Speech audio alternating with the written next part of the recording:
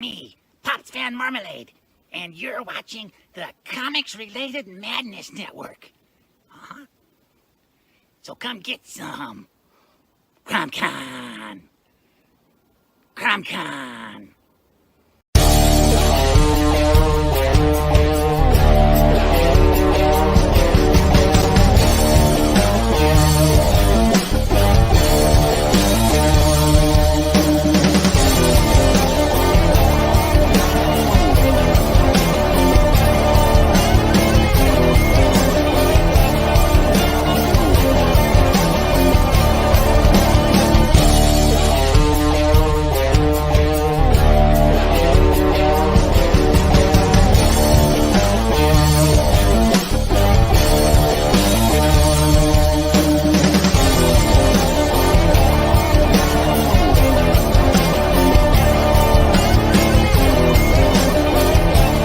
Madness Entertainment Group presents the Madness Comic Network with original programming and additional comic-related content. Hey, we want to shout out to our sponsors, Daytona Beach Comic Con. If you are a fan of comic books, if you're a fan of comic book conventions, and if you like meeting comic book creators and getting comics and comic-related stuff, then you need to make your plans to attend Daytona Beach Comic Con. This year's show is September 9th and 10th. Silverline will be there, so you should make your plans to be there too. We'll see you there. If you like comics and find yourself in the Orlando, Florida area, doesn't everyone come to Orlando at some point in time to see the House of Mouse? But when you're here, you need to make it a point to visit Coliseum of Comics, especially the one on East Colonial Drive. They carry Silverline comics, even a limited edition Coliseum of Comics version of our comics. So, when you go, be sure to ask for Silverline Comics and tell them we sent you. OCD stands for Orlando Collector Deviants. OCD, Steve and Trish, they're a family of geeks who promote geek things, particularly those around the Orlando, Florida area. They're big supporters of Silverline, and we think you should be supporters of theirs too. Go give them some love. If you are an independent comic book maker and you need to get your independent comics made, you need to look no further than Kablam Digital Printing. They print our books, and they do a bang-up job. They're not only trusted by Silverline, but many, many independent comic book makers. Head on over to Kablam.com and see for yourself just how easy it is to have your comic printed by them. And tell them Silverline sent you. Hi, this is Tim TK, host of That Silverline Show on Tuesday. Join us at 11 p.m. Eastern, 8 p.m. Pacific every Tuesday night as we discuss pop culture and the joys of making comics. Hi, I'm Barb Kelber, co-host of Silverline's Wednesday Wham. Join us each Wednesday night as we discuss comics, literature, movies, and anything else that may catch our attention. I'm Roland Mann, and I host Silverline's Silver Sunday. Join me every Sunday at 8 p.m. Eastern as we make mine Silverline.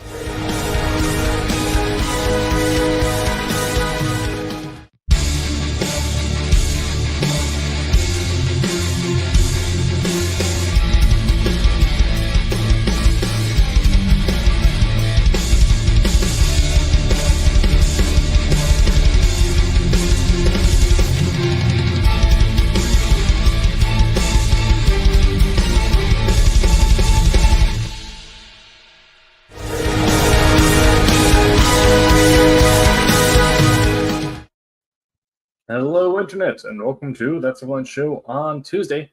I'm your host, Tim TK, and I'm joined, as always, by Jose Fuentes. Hello, Internet. And Cassisi Harris. Hey, how you doing?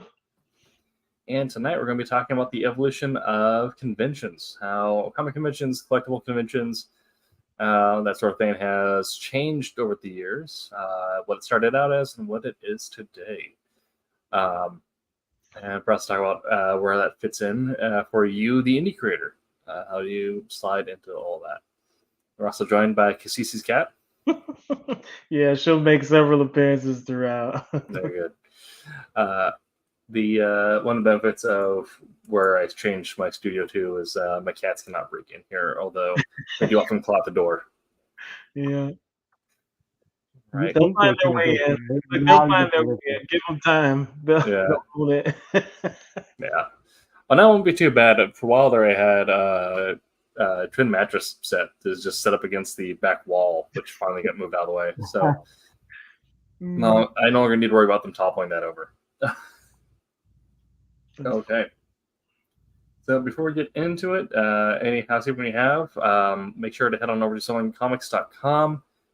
Click that link in the top right to buy some of our comics. You can also buy merch from us there. We have mugs, t-shirts, all that thing. So get yourself some Silverline merch. Catch up on any comics you've missed. It helps us out a lot. Personal housekeeping. Yeah, the shirts are really good. Personal housekeeping, I will be at KimuraCon in Portland this weekend. I'll be in cosplay the entire weekend, so if you're interested in saying hello, come find me running with the cosplay crew. I'll either be on Friday, I'll be Nanami. Saturday, I'll be Gojo from Jujutsu Kaisen. And then on Sunday, I'll be Denji from Chainsaw Man. So come find me and say hello. Yeah. Do you have any other housekeeping from either of you guys? Anything you need to promote? No. If they come up and say hello to you, can they challenge you to a duel? Yes.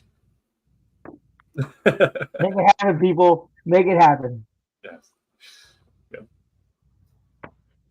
All right. As I said earlier tonight, we're going to be talking about the comic convention scene, what it started out as to what it is today.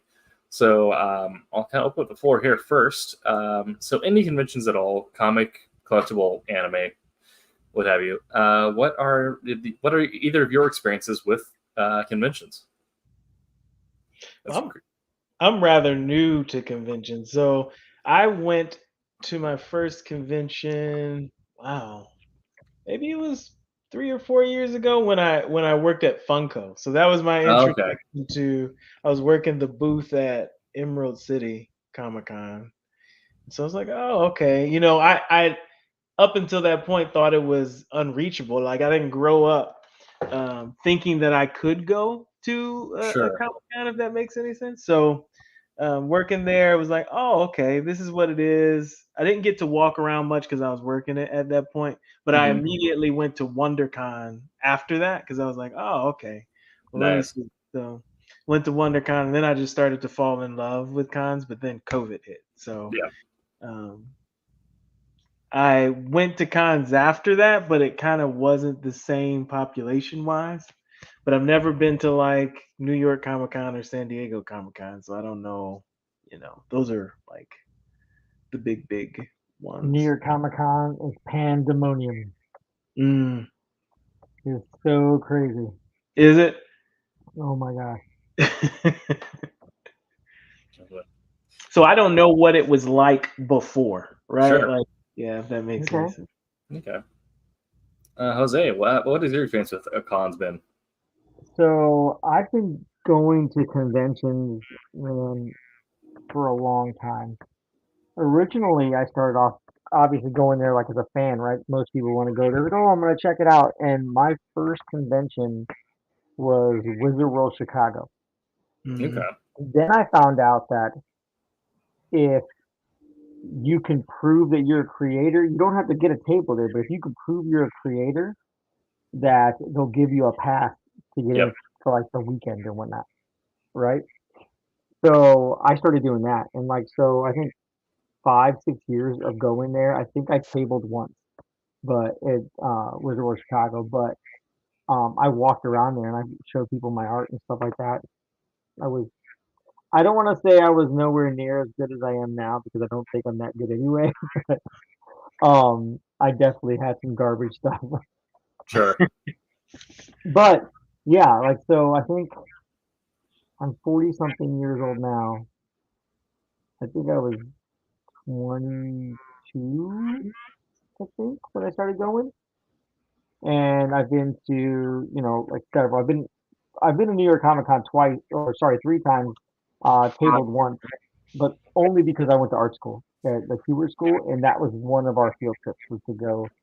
For the first 2 years, it was our school field trip to go to New York Comic Con, like to get in, and then the third year we were able to schedule time to table there. Wow. Which there's a particular artist that I hold a grudge against because his people wrapped around his table all the way to the end and wrapped in front of us. I wanted to throw pencils at people to get them out of the way, but I was told that we frowned upon that. So yeah, Yeah, that was.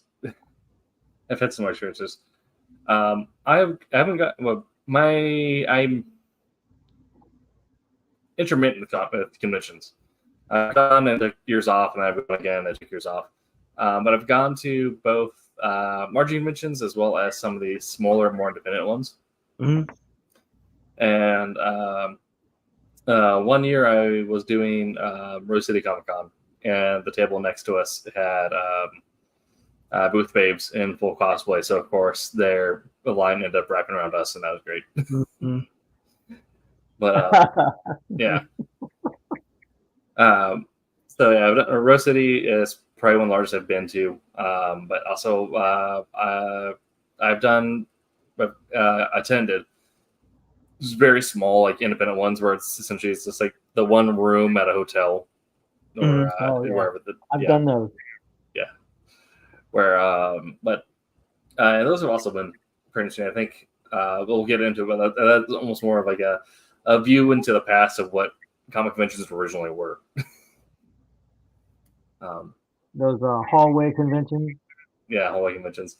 So we'll kind of get into it, I guess. But now when people think of comic conventions, they probably think of these large, unattainable beasts, things like San Diego, New York, even now Rose City. Emerald City's getting big as well. That's been growing pretty steadily, I feel like. But conventions, much like comics themselves, weren't really as propped up as they are now. You didn't have the MCU and the DCU and all that driving the popularity of superheroes. Back in the good old days, pretty much you just had those single hotel room conventions where they just find whatever hotel room and let them use their lobby, or find a hallway at the nearest community center that would be open to them. Yep. Yeah. And at the point, you didn't really have a whole lot of, unless you lived in New York or LA, you didn't really have a whole lot of big names there. It's just whoever was locally involved with either creating or collecting. And then if there was an admission ticket, which wasn't always the case, it was a place for collectors to stock up on their collections as opposed to trying previews of upcoming projects, or trying to meet and greet with all of your favorite artists. It was primarily just a collector's thing, I feel like, but also much more community-driven collector's event. So, obviously, you haven't been to one of those, but imagine it sounds much different than from when we started it. No, but I've been to, I guess it's kind of like a swap meet. Conventions now are very interesting because you can go to a Comic Con, right? But then you can go to like a fan expo, and so being a novice, right? I didn't really know the difference, or if there was even a difference, and still maybe I can't tell you the difference. But if I go to a fan expo, those feel very small by comparison to a Comic Con convention or comic convention, and so I think those are almost, the more I go to, maybe it's just the ones that I'm choosing. They feel like they're getting back to just the grassroots feel of it. Yeah. And you're not really there to see a person or I guess the Comic Cons I go to, there are big names there, and people are kind of waiting for autographs or taking pictures, and so you can see lines that are doing that, and not at like booths where comics are sold, or even Well, I gave a free comic to Pauly Shore at Rose City. Oh, that's nice. Yeah, it's just weird. Like if I go to a fan expo, I feel like I'm there for the artist and the comic books, and there's not like a pop culture as much draw, even though it's a fan expo. I guess I don't know. Yeah, that's interesting because I have a different feel for fan expo.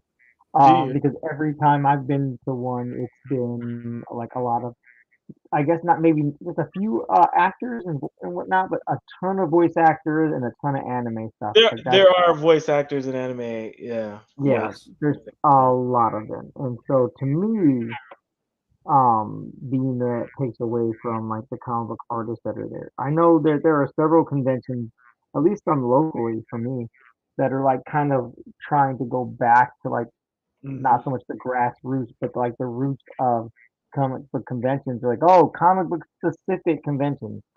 And even then, they're getting it a little goofy because they're like, oh, we have voice actors. I'm like, but you said comic book specific. Yes.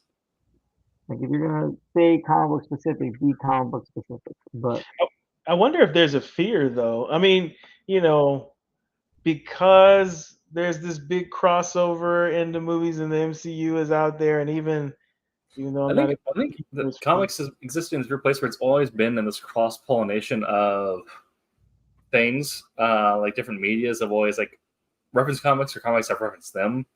Like we talked sure, about this in a previous episode that we'll probably have to redo at some point with the Crossroads comics, but can mention how like for like if you're a nerd in the 90s, your big three: professional wrestling, comics, hip hop. yeah. And they all touched each other. They're all referencing each other all the time. I mean, literally, there was a character in wrestling who was a comic book character. Yeah. Hurricane. He was a superhero. Hmm. And then coming out of that, you ended up birthing like Adam Warrock, MF Doom, Yep. the RZA, also a huge comic fan. But do you Oh man, do you think there's a RZA. like, you know, I'd be interested to see how just a comic book, like a true comic book convention would Yeah. do, because it's almost, would you draw a crowd? I mean, maybe it's not about drawing a crowd, but drawing the right crowd, but Right. I don't know. Yeah. It'd be interesting because I definitely think that I think the problem now is just even for like a store, like the cost of keeping the lights on over like a weekend. Yeah, So you get to the point where like if you're doing a special event, I feel like you do need to try and like shotgun as many people through the door as you can. And so even if you are doing like a throwback style convention, like I've been to one of those where it was set up inside of a comic store. Essentially, they had their own local convention. They still had like a professional wrestler set up there just because it's like, yeah, this guy wrestled in the '80s, signing the autographs. yep. Yeah, that's actually how I met Off of the Wild Samoan, who, if you don't know, is I believe he's Dwayne the Rock Johnson's uncle. Oh wow. Oh, cool. Yeah. Um, yeah. I think maybe if things hadn't the cost of service and operating hadn't inflated to the point, I think it would be much more like attainable to do a comics only Yeah. convention. But I think now at this point, you need to try and like hit a cross genre of groups. And I think that also does, if you're keeping it narrowed down, I think that also does benefit indie creators, or someone might go there to meet a professional wrestler that they've been following, or like some local like musician or rapper who they know and is playing at that convention. You're still getting someone in the door who's then walking Hmm. the rows, and there's a chance that if you have a really good cover, you're going to draw their attention and Right. hopefully pull someone you wouldn't normally pull. So it's Well, actually I mean, as a promoter, you don't want to really miss out on any opportunities either. You know what I mean? yeah. Because in the end, like you make your money as a promoter by, and correct me if I'm wrong, people, are Silverline people fans, like, the Confather and whatnot. But you kind of make that money from people that buy cables and stuff like that, right? So, Hmm. you don't want to miss opportunity of having like that fan base not show up because they didn't have people of their particular genre, if that makes sense. Yeah. Yeah. From what I understand, most cons now make all their money from, they don't really make it from selling tickets. Like the tickets just cover the cost of operating. They make their money from selling tables, which then kind Yeah, of sucks for the creators because then it becomes increasingly hard for us to even break even at a convention. that is very Yeah. true. Yeah. The Didn't I hear they were breaking up like and maybe we were gonna talk about this, and I'm sorry. no, no, Yeah. But didn't I hear they were getting back to like, individual entities are now gonna have their own cons, so it's gonna kind of break up the Comic Con kind of right. circuit. So, so I still think the Comic Con organization is still doing their big four: San Diego, New York, Rose City, and Emerald.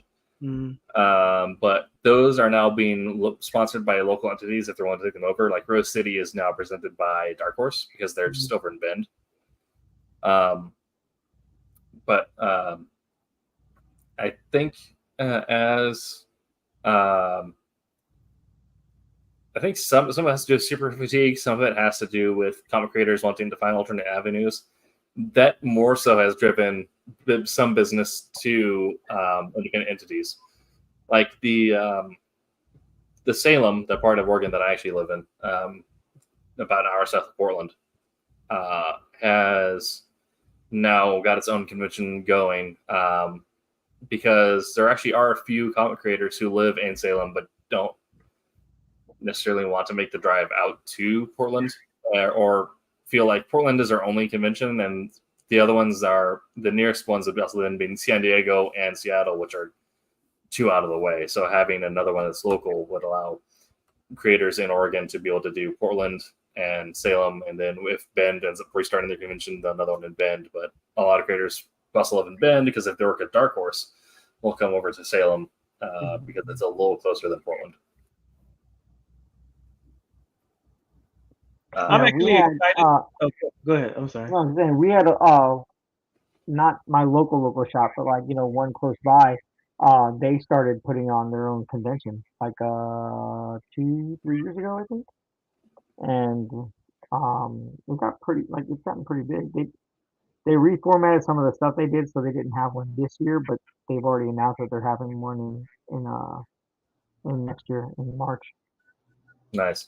I'm really excited to see where that goes because I would like to go to a lot of little. I actually would like to go to little ones just to, you don't feel as much pressure. There's much pressure, and if you're tabling there, it's a lot cheaper. Yeah. Usually it's a lot cheaper. There are some that like are one day and like the guy wants to charge like 150 a table, which to me is a lot for a 1 day convention personally. Yeah. But I've done like was it the school basement or the church basement conventions. I've done a couple of those, and those were interesting. People like to come up and talk a lot. Mm. Check something. But and then I've done, like I said, I've done Chicago and what's called Three Rivers now, but it used to be called PitCon. Did that. That was fun. Um, and then in Chicago, we actually passed out donuts Nice. when we had our own table. That's how we got people attracted to our table. But I like as a whole, the smaller ones are actually kind of fun because yeah, like you said, the tables tend to be cheaper, and so like it's not a big stress to like, oh, I have to push everything out to cover that table cost, right? Yeah. For me, if you make a couple sales, it's already covered, Mm-hmm. But then you get to like actually like talk to people, like instead of just trying to peddle your wares to them, you're talking it like because I like to actually talk about, and I didn't think I would, but I actually like talking about my process. So like when I take stuff to conventions, I'll take the pencils and then I'll take my inks, and if I have colors, I'll take those. But I'll take them so I can show like this is the process of what I did. This is how I got to where and to finish my aspect of this particular comic book page, and just I don't know, just talking about what I do, like my thought process when I work and whatnot. Like that seems to be what people like kind of walk up and are interested in talking about because then they start talking about the stuff like because a lot of what I get is like, oh yeah, I used to draw, and I was like, okay, well why don't you? Why don't you still? Like what happened? You know what I mean? Like oh well, I'm just a lot of it. Then get back on. I have a local comic shop that we go draw. It used to be every Saturday. It's going to be starting doing every Friday now. Like come out and draw with me. Like, oh, I'm not a comic book artist. Neither are a couple of people that came with us, but they still come and draw and just have fun. Like the point is, we're building our community by like like talking about comics and drawing. And if someone is like stumbling with something, like there's been plenty of times where like they've asked me or my friend Josh, and like, hey, like I'm having trouble with this. Like, can you help me out with like this? Yeah, no problem. Here, let's work it out. You know what I mean? I personally think that builds a better community, and like not just for friends and whatnot, but like for people who aren't artists but want to like dabble more. And we've had people like come in and then leave, and even while they were gone, they'd message our group like, "Hey, what's the drawing theme for this weekend?" And like they'll be drawing while they're states away. It's just it. I don't know. Or when we have a smaller convention, you can talk to more people. I guess is what I Yeah. say. Even then, it's not even just people walking through the door, but also other people tabling as well in a convention like that, because of there's less noise happening, so it's a lot easier to make friends with the creator across the road from you, or Yeah. especially if you have a table partner. Which, if you're a writer, I recommend, if your artist lives locally to you, bringing them with you, because one, they can sell art, and that brings people to your table. Because as a writer, it's hard to pull people to your table. But even say like, if like at Rosated River, CC and I decide to split a table and we each sell our own books there. One of us can then watch the table, the other one can then bring whatever we want to go find other creators and pass out to other people and be like, Right. hey, you want to exchange books or whatever, which is what you're going to want to do as a creator, try and market yourself to other people in the industry and try to get in touch with other editors or publishers or people like that. Yeah, I find it's crazy. And you know what? The last few conventions I went to, I couldn't stop and talk to anybody. I don't, especially in the artist alley portion of it. Yeah. It was almost like you were on like this. You might as well have been on an escalator or Oh yeah. and you just could not stop. There were so many people. If you did Bumper not to know bumper what you traffic. wanted, yeah, if you didn't know what you wanted, if you didn't, if you weren't very familiar with the artist alley layout, even you were just in that line and you could not stop, right? Unless it was just very interesting. So I didn't see anybody really talking to anyone other than the people that were the group that they were walking with. I didn't see very many people actually engaging artists, but that could have been the time of day I went to, but over the course of multiple days, it's only the last day when, most, not most, some of the booths are even empty. So some of the artists that you might have wanted to talk to are all sold out and not even there anymore. Yeah. So a smaller convention, I really want to go to those just to see how it feels to see the community be a community, if that makes any Yeah. sense. Yeah. Listen, I will tell you, when I table at a convention, I am there to work, right? So I'll bring stuff to work on, and stuff that if I decide to take, like if I usually do take commissions, but um stuff that my tools that I need for commissions, right? But I rarely ever get up, and when I do, it's like, oh, I forgot to go check to see if they had this here. You know what I mean? And if I take somebody, like if I take my daughter with me, because she tends to table with me a lot, um, that that gives me the opportunity to get up, right? That gives me the opportunity to walk around and like talk to people. But most of the time it's before the show. Like if you go there and you table, you tend to get there early because you want to set up, and then you're as long as you get all your stuff set up, you can have a few minutes to go walk around, look around. Mm, But okay. yeah, I'm not good about getting up and leaving. Definitely. So kind of taking a step back here, how do we think that we ended up injecting sort of the mass appeal into conventions that led to the rise of the like brand name Comic-Con circuit, as well as some of the other ones in the space, like Anime Expo and South by Southwest, all that kind of thing. Yeah, obviously, like big things that come to mind are things like the MCU, the DC movie universe, as well as just kind of the slow trickle of growth in the big two that happened after they both did the reboots in about 2002, 2003. But also another thing that I think that gets looked over is the cross-pollination with the gaming space. Not just talking about video games, but also the inclusion of board games and things like that. Yeah, absolutely. Yeah. I mean, D&D popped off thanks to Critical Role, but even before then, like as more tabletop RPGs ended up growing and getting thrown into things like that, they got more board games. Warhammer exploded into popularity in 2005, and them also having booths and collaborations with comics all the way back then. I think, and then things like science fiction, fantasy movies have also been involved in conventions where you'd get previews for The Lord of the Rings, stuff like that. So not necessarily comic branded movies, but then just in general science fiction, fantasy nerd movies also get included in that. Well, in 80s and 90s nostalgia, the biggest, I mean, I guess when I go to conventions, you see a whole bunch of 80s, 90s things like Back to the Future, like any 80s or 90s horror film, like all that is like played up. You'll have whole booths that are dedicated to selling that type of movie.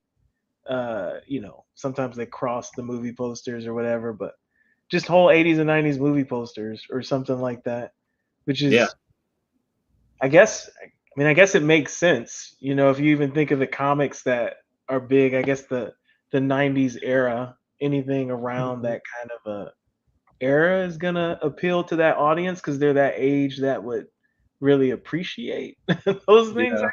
I don't know. Well, even then, like I feel like younger generations now also appreciate these thanks to things like Stranger Things, but also just with how influential the 80s was on American media in general. I think it's really like even like before like resurgence of 80s nostalgia, like as a kid growing up, I knew what RoboCop was, despite it coming out years before I was born. Did you really? Yeah. I grew up with that, so I would, I know why I would know RoboCop.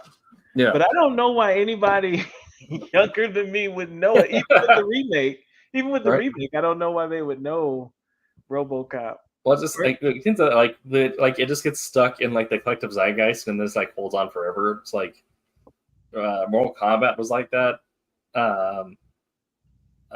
RoboCop, Terminator, and the OG legit action movies and whatnot. Yeah, freaking Demo Man. See, I don't know why anyone would know that beyond people who grew up with that. Because they have good parents, Cassisi. That's why kids nowadays would know that, because they have good parents. That's true. I mean, I get Terminator. Terminator has existed beyond the era that it came out. Even Aliens, right? That existed beyond that. But RoboCop didn't, right? Like RoboCop had died, but it died and got brought back, like RoboCop. RoboCop had Red Foreman in it, dude. What's not to love? But I think I love it.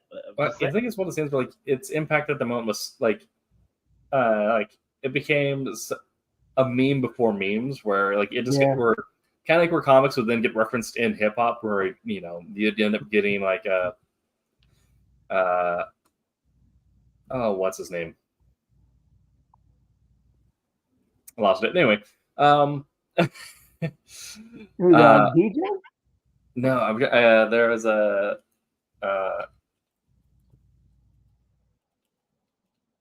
Don't hurt yourself, Tim. I'm dying. There you go. You end up getting Sir Mix-a-Lot making a reference to Iron Man. If you watch the music video, it's very clearly Iron Man. Yeah. Yeah.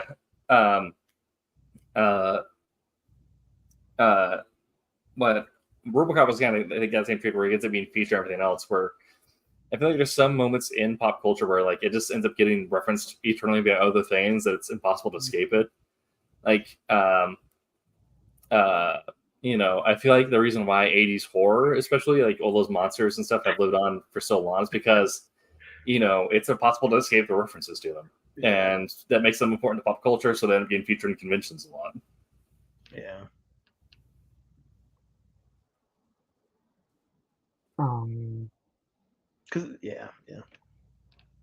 I think it's weird. I think those may carry the conventions for a long time because, the MCU may kind of wane now, depending on how they perform in these next few years, right? But Freddy Krueger is going to last forever. And if you can find a new way to... In your nightmares. You know what I Yes. mean? If you can find a new way to even if they never made another Freddy Krueger movie, right? Another Right. Nightmare on Elm Street. If you can find a new way to draw Freddy Krueger on a print, people will probably buy it. Like, I don't know. It's just something about. Speaking of MCU, I don't know if anyone's caught up on Loki, but how dare they? Of all the shows to make me cry at the end. Oh, I heard that. I've not seen it, but I've heard that. Yeah. Put Tim in his feels and whatnot. you No, can't do no spoilers. You can't. no Don't. No. spoilers, but no, yeah. Of all the shows, like hit you with a gut punch at the end. It's a good gut punch, but it's still like, man, all right. Right? Another thing also that I feel like contributed to explosive growth and also some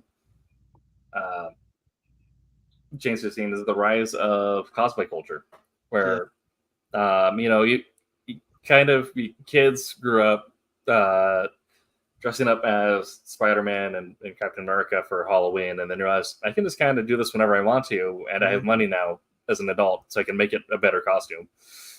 A lot better with 3D printing and everything. You can make it a lot better costume. Oh yeah. Yeah. 3D printing. I mean, even if you're just like take time to learn like foam crafting or cardboard crafting, yeah. Yep. Hey, still give it up to the OG people who pieced together their cosplay from Goodwill. I just want to put that out there. Yeah. Agreed. Yeah. That's mad respect. Absolutely. Those are people that you know in high school and college. They love theater. Love theater, and they love the media that they're referencing. Yeah. And so you have people showing up conventions in cosplay, essentially just wanting to hang out and feel cool.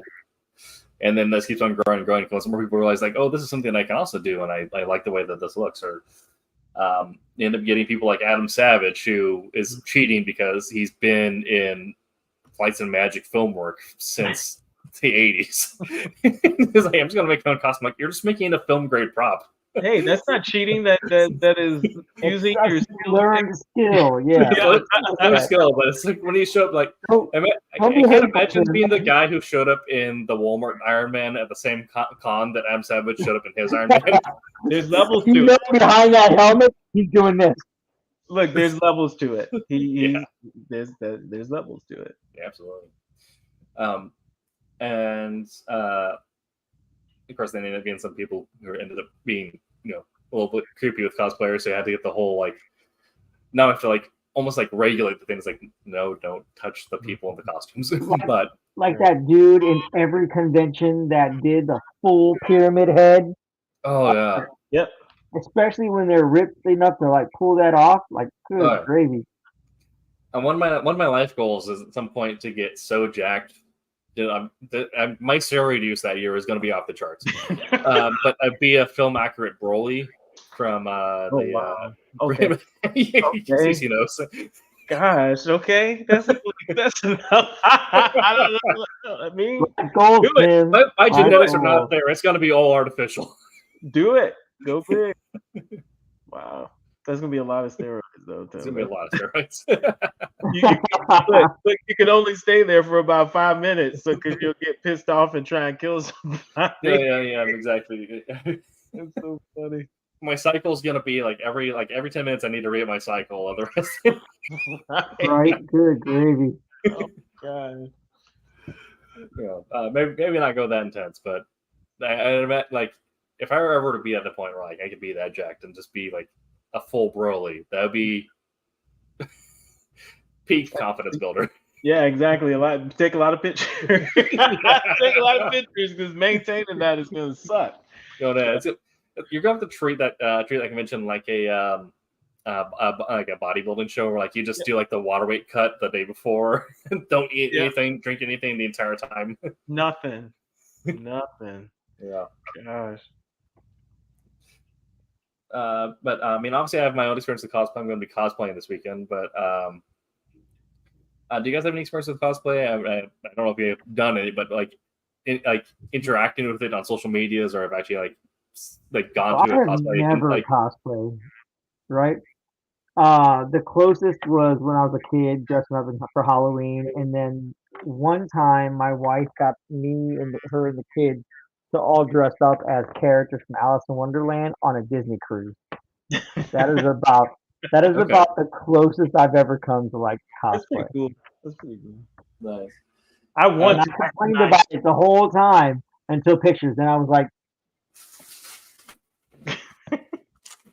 have you felt any want to attend like a cosplay competition at a convention, Jose? I have like as a contestant, Or as a spectator? I have as a spectator, but only because my daughter, when she does conventions with me, she always cosplays, right? Oh, Okay. And it's really funny, and I say this in the nicest and most loving way, but my wife does not like cosplayers. Okay. I believe I've explained this to you before, Tim. But Yes. we were at a convention, waiting in line, one of the first times I ever waited in line to walk through the door, and she was with me. And as I'm sitting there waiting in line, just waiting patiently, she starts grabbing my arm and then grabbing my arm and then grabbing my arm. Like, what are you doing? She's like, what's wrong with these people? And I had to like look, like kind of like look up because I was like zoning out. I had to look up to see what was going on, and it was a bunch of cosplayers walking to the contest, right? Right. And I explained that to her. I was like, she's like, yeah, I don't like them at all. And the irony is that my daughter loves to cosplay now.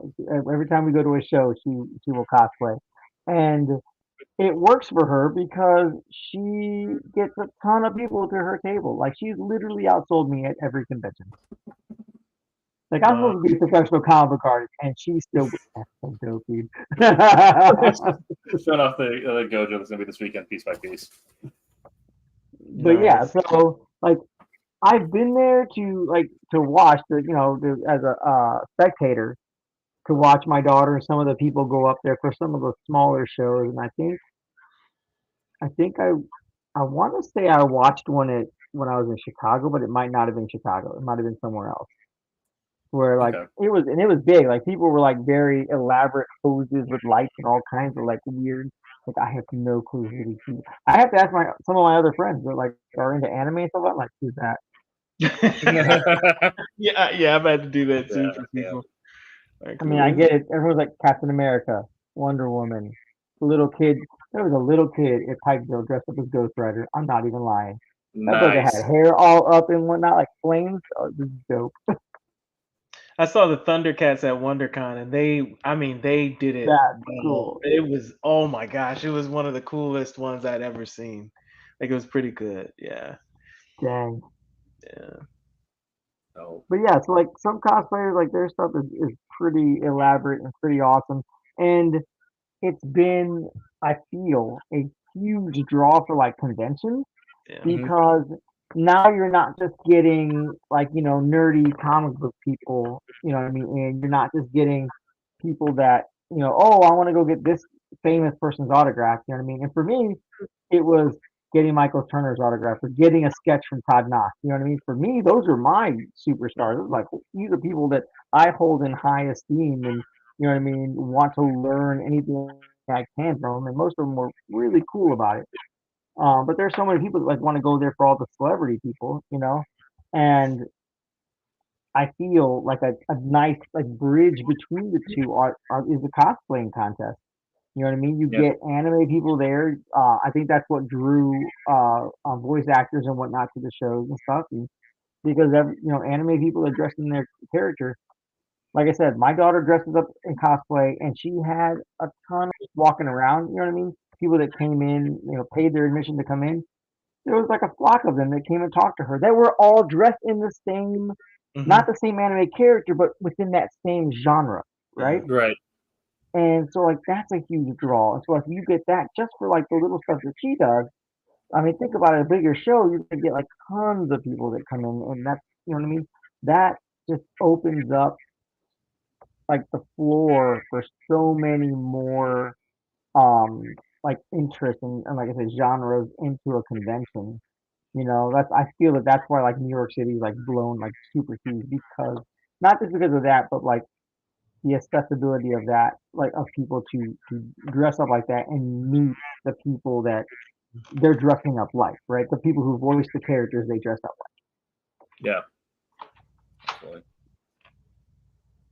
I think, and also another draw comes from like for the like drawing the cosplayers themselves. We end up getting people who were theater kids or like arts kids or like crafts kids who like. do Yeah. like nerdy stuff, but like the type. Like even for a convention, they're not leaving their house because they're spending their time painting stuff or painting models or sewing. But now this gives them a reason to get out and actually like show that off. Mm-hmm. Like, kind of the same thing where like why like a miniature painting is blowing up over the last couple of years on the internet and social media. It's you're giving creative people a avenue to express it that isn't really being gatekept. And is entirely focused on nerdy fashion stuff as opposed to like having to have some sort of mainstream appeal. Do so, right? And to safely do so, like amongst peers, amongst people with the same interest. So there's not going to be like like shade. Like I got a lot of shade in high school for being a comic book guy. You know what I mean? Right. For being into comics, like nerd and blah blah blah blah blah. And I'm like, yeah, that's cool. Like I appreciate that thing. But yeah, like I said, as an artist, that hindered me like through junior high and whatnot. Yeah, I would doodle my own crap, but like I was told my artwork sucked and I should never pick up a pencil again. And for the most part, I stopped because of that. Like that's like hate that people should never have to listen to and whatnot. And when even at the onset of like old conventions and whatnot, people you were amongst your kind. You know what I mean? Yes. So you felt happier. You felt like it was so much more like I could be whoever I want. I didn't have to dress up like anybody, but I knew that if I was going to start talking about like Nightcrawler from X-Men or Colossus or whatever, the person right next to me is going to know exactly what I'm talking about. So like then all of a sudden conversation starts. You know what I mean? Yeah, absolutely. So you feel more comfortable. You feel happier because of like the addition of comics in like the media where it makes it now everyone can feel that good about the stuff that they're doing. You know what I mean? But it wasn't like that before, unless you were at a convention. Absolutely.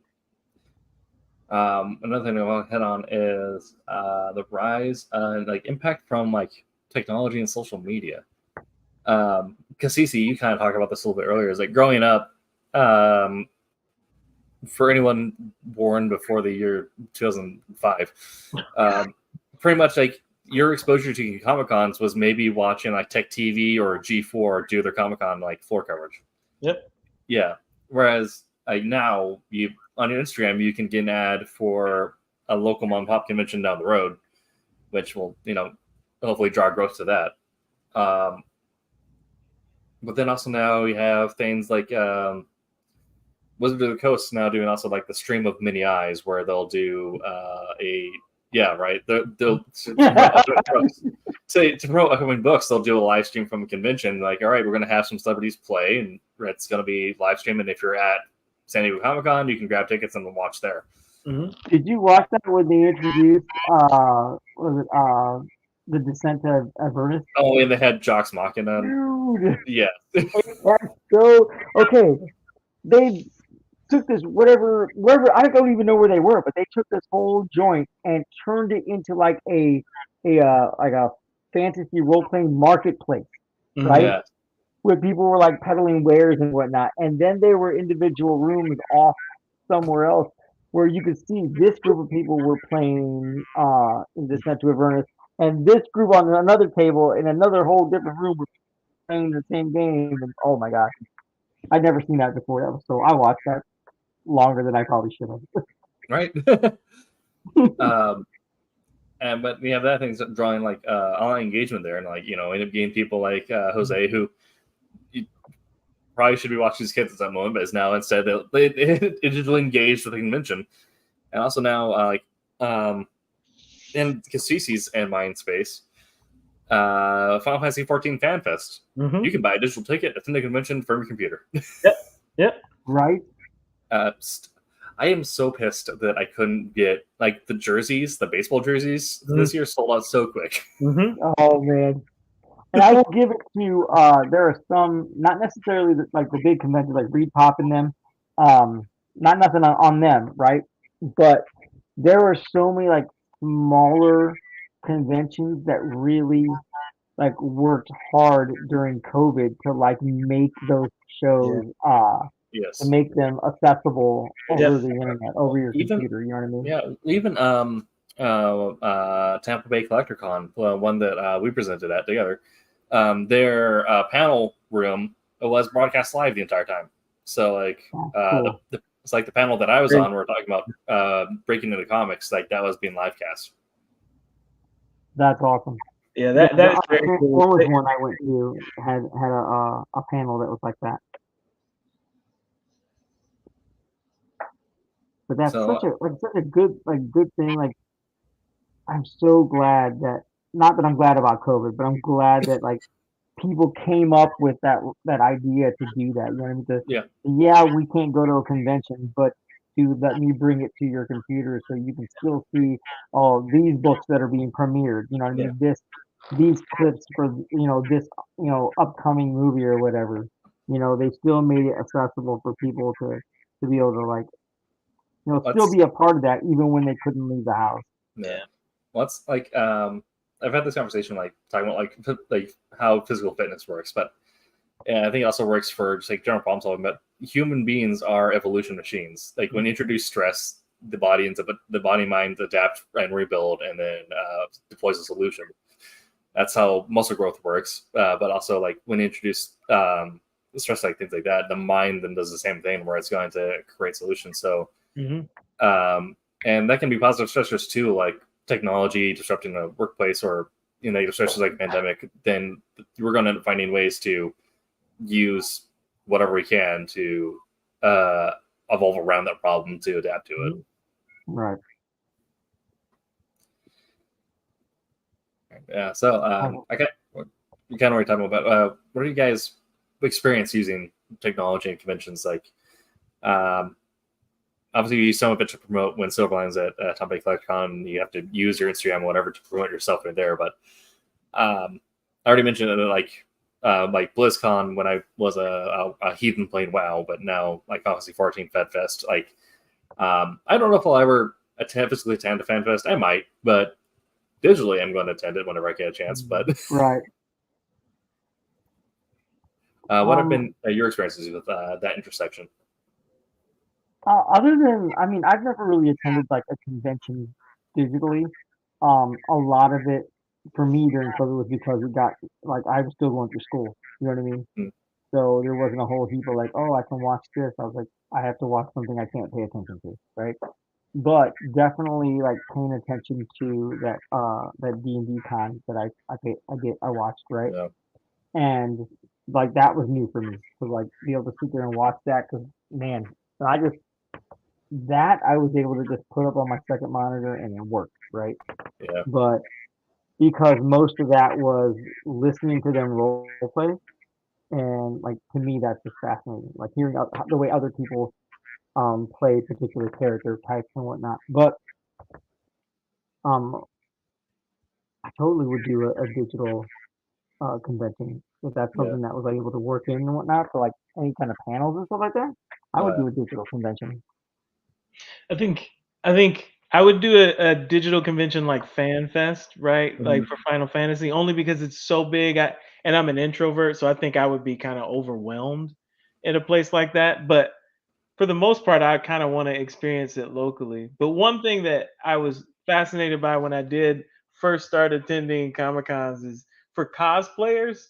A lot of it just boggled my mind because I wasn't a social media guy. So when I would take pictures, when I found some fascinating, like people dressed up in the old V costumes or something like that, Yeah. they would immediately say, "Can you tag me?" And so I was like, Yes. "Oh man." I didn't really think about that, but how much free publicity are you Oh, getting absolutely. because people are taking pictures of you and tagging you, and gosh dang it, that's so smart. That's another thing. That's like if you're an artist working a booth and you see group cosplays walk by, always offer them to like take a photo and be like, hey guys, like I'll take a photo of you guys, and then like if you want like stand in front of my like booth or whatever. Mm-hmm. Right. Yeah. No, it was just impressive. Like, you know, your brain finds new ways to use. I mean, I guess to some people that was Not intuitive. brain. To some people that's intuitive, but for me it wasn't. I kind of learned like, Yeah. oh, okay, wow, that's how you're doing it. And the other thing is they usually all have, at least the ones I've attended, all have their own apps. So Mhm. they kind of make, you know, they don't make you, but it's like heavily incentivized for you to download the app to know Yeah. where the panels are to so they kind of make me engage with their own form of social media, right? In a way. Yeah. And you know, I don't know, I just find it interesting. Don't give in to their Gestapo tactics, Kasisi. You tell them you want I know, I you want a know. paper menu. They ain't got. I mean, they can't get nothing from me.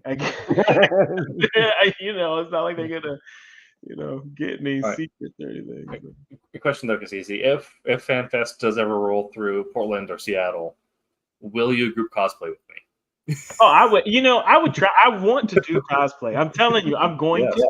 You know, it's a man. It's a big thing, though. I don't know very many characters I could be, right? That I feel like I could, you know, Let's pull off, Sure. right, without Sure. bending it in some way. I That's was kind of thinking, go ahead. I was gonna say kind of the joy of those is finding ways to make it your own. Like Yeah. you don't like you can buy like 100% accurate costumes, but almost kind of the fun of it is like finding something like tweak a little bit, like like if you're doing something like a Grahatia or something like that. Right. That'd Right. be, yeah. Well, I thought about actually dressing up as my character, right? If I Okay. could get the Inferno jacket, if I could get Yes. certain elements, right? Like, and literally dress up as my character because I made it kind of look like me. So I'm like, oh, Sure. okay. You know, Yeah. maybe I could do that, and I don't care if people recognize me. I could like Yeah. literally go on the companion app and Definitely. feel like, Yeah. you know, I feel but I feel like it's what Yoshi P, because Yoshi P every year enters the costume contest and dresses what his current player character looks like. yeah. But I mean, you know, when when you're Yoshi P. right, Yeah. right. I mean, gosh, but no, I do want to do. Man, I've thought about doing several cosplay kind of things. But I'm hearing a yes, Tim. Hey, Okay. I Yes. would, yeah, I would. Yeah, hell yeah. cosplay. Yes. I'd find a way. Yeah, Let's do it. Perfect. Next, if it ever rolls through, I'll be sure to hit you up. Just so you know, now you're locked in. Hey, I'm gonna do it. Like I'm gonna probably do it before that. I just need to find the right character. I was thinking Green Lantern, but I don't know. I'm gonna find the right character. So Oh yeah. figure it out. And, Ooh. Green Light would be good. yeah, That'd be great. Yeah. Also very, very dramatic. yeah. I'd like to do Ghost Rider though, but we'll see. I'll figure that out. You, I need to get you in touch with that little kid from Pikeville. I'm telling you, my brother's hair frames was freaking awesome. If you can find a good, the mask is the most important thing though. If I could find a good way to pull that off, that's pretty cool. That would be the thing. Dude, there are people. I know this dude. His name is Chris. We call him Chris Nerdy because his Instagram thing is Make It Nerdy. And shout out to Make It Nerdy for the record. Now you owe me $5, brother. But he does a lot of like 3D printing and whatnot. He 3D printed like he did a Gundam suit. Nice. Right? Yeah, it looks freaking awesome. But like he's done like different helmets and stuff like that, like Red Hood and like all kinds of stuff, right? Find a good 3D printer, man. Like just 3D print your everything. Yeah. Yeah. I'm thinking about 3D printing or like foam crafting also. Yeah. Just I think that takes some not that it takes effort, it does take effort, but that takes some like skill and forethought to do some foam crafting, right? You have to like it's like who was it? Michelangelo said that what do you say? It was like I didn't chisel a man, I chiseled the man free of the marble, right? Yes. Yeah. So like you have to really like look at it like that, and I don't have the brain hamster to look at things like that. It's intense. I can't see them in reverse. To me, that's in reverse. You know what I mean? You see a big block of foam, like all of a sudden someone seems like freaking Volcanicus' sword with like the fins on it and stuff like that. I'm like, I would never see that. I would have to cut everything off and then re-add everything back on. Yeah, some people are really good. Gosh, Right? good. Yeah. Absolutely. Uh, um, kind of jump back on topic, but talking about digital conventions. This, I mean, we kind of mentioned FanFest and like other like big things. Not too long ago, I attended a digital convention that was it was pretty much industry focused. I think it was Geek Forge. So it was like a smaller publisher, Mhm. but they put together I can't remember, I think called like a writers festival type thing, and they got a bunch of people who worked with Tor and Orbit Books as well as like Dark Horse Image Comics to get on a set of panels. So the entire weekend you had this digital convention that was panel after panel, and you just logged Oh, on to one that's cool. frame to entire through, going over different aspects of writing or in either traditional publishing like novel form or comic books, and that was the entire weekend. And the format lent itself to being actually like a really cool environment. And the entire time you also had a live chat going on, so you could talk with other members of the community and tag each other and joke and back and forth and stuff. And then they'd open up the questions at some point throughout. But yeah, I think it is like as smaller conventions continue to pop off, I think we are going to see more digital conventions kind of like that. I hope so. I would attend that. I would attend a smaller digital convention. I didn't think about it in that way. I would attend something like that. Yeah. Yeah, I definitely. I think I also think as it'd be creators, a new take for it, for me anyway. Just because I had to sit here, but yeah, I think if it came down to like I said, doing panels and stuff like that, as long as like the communication was steady and there wasn't like too much delay for stuff, I think it'd be yeah. pretty cool.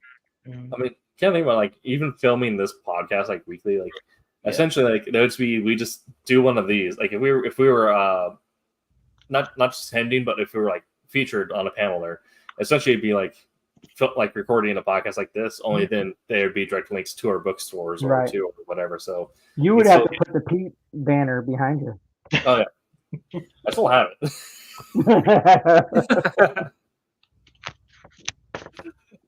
But yeah, it would be. I think also for creators, like you wouldn't necessarily have like the benefit of being in someone's face the entire weekend, but then also you don't have the stress of having to sit there and be in someone's face the entire weekend. You do your Right. thing, and then more or less let the infrastructure built around you do the selling. So you kind of have to hope that they've built good sales infrastructure.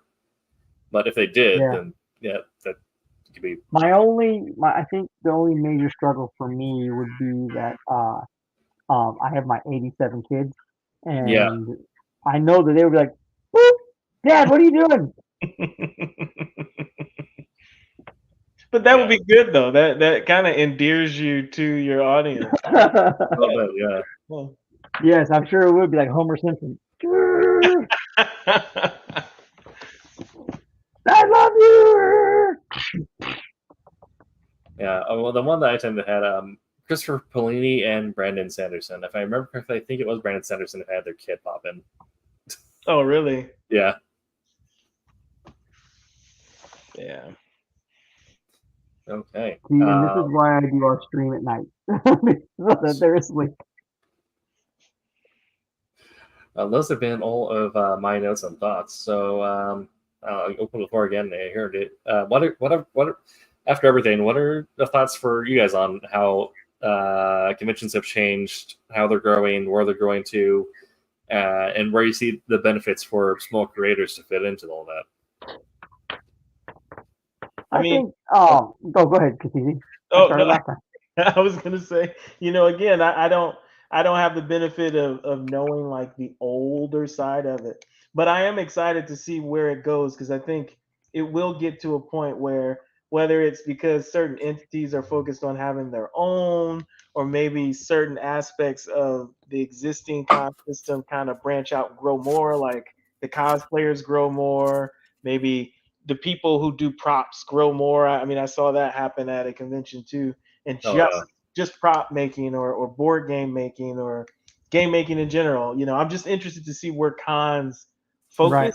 and the more local they get and accessible they get, I'm excited to see the community that you guys were kind of bringing up before, and not like the meat market where you just get pushed through a Yeah. convention, Right. right? So I'm I excited would to see. say every time I've been to MegaCon, it's been like that personally. I'm really looking forward to it, and it really makes it more you start to believe. It's really weird as someone who is breaking into it or becoming a writer in that industry. It really gives you the ability to believe that you can have a table somewhere. It's hard to believe that when Right. you go like to the Emerald City or maybe Rose City. It's just hard because you think, oh man, they've been doing that for years, or they're really, really good. How can I ever do that thing? But you can actually, if you can talk to people, if you can feel so connected to the community that there's that support saying, no, you can really do this. This is like Right. a very feasible thing for you to do. Here's how I did it, right? I don't know. I think you'll see the industry kind of even grow, like the industry pick up because all that talent suddenly believes that they can and aren't afraid to get out there and do the things. I'm excited to see where it goes. Yeah. Yeah. I would say as like a bit of insight, like you said, you're just getting into it when not doing conventions. Me personally, I for the longest time am not very good at talking about myself, right? Um, the way I explain it to people, like at conventions, I would be like, please, sir, please buy my book,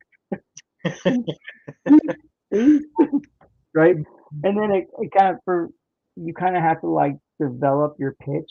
Listening to Roland at conventions, Jefe, man, that brother will pull people from across the room.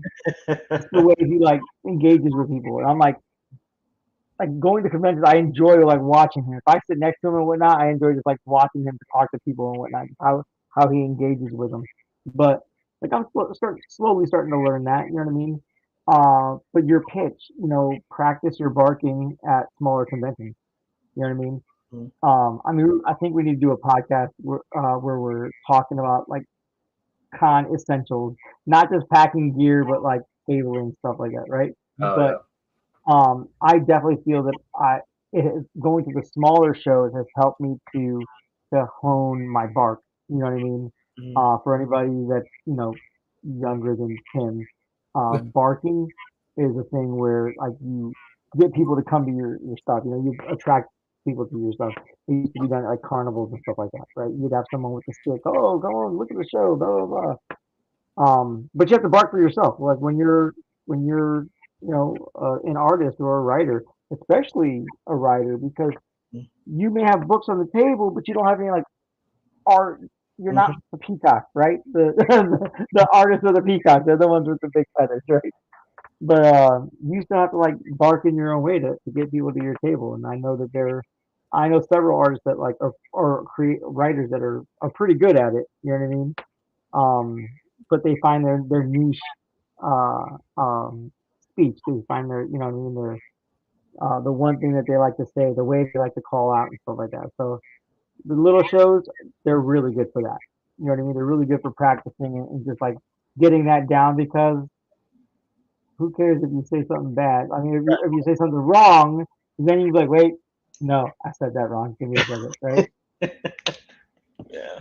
And and getting to know the promoters was one thing that being with Silverline, like I said, Roland has been really good in showing me who the promoters are at the shows. Like, oh, this is the promoter for this show. Where you should go say hi. I was like, oh, yeah, you know what? You're right. I will go say hi. So, like, I mean, there's so much to learn at the smaller shows. Hmm. Kind of why I like them, right? The big shows are great.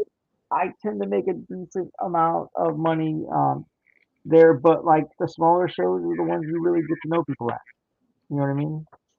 And that's what I like. I like getting to know people and talking to people. I don't know. If I'm not passionate about the work that I do, they're not going to be passionate to buy it. Right. You know what I mean? So, but yeah, that's all I got to say. Okay.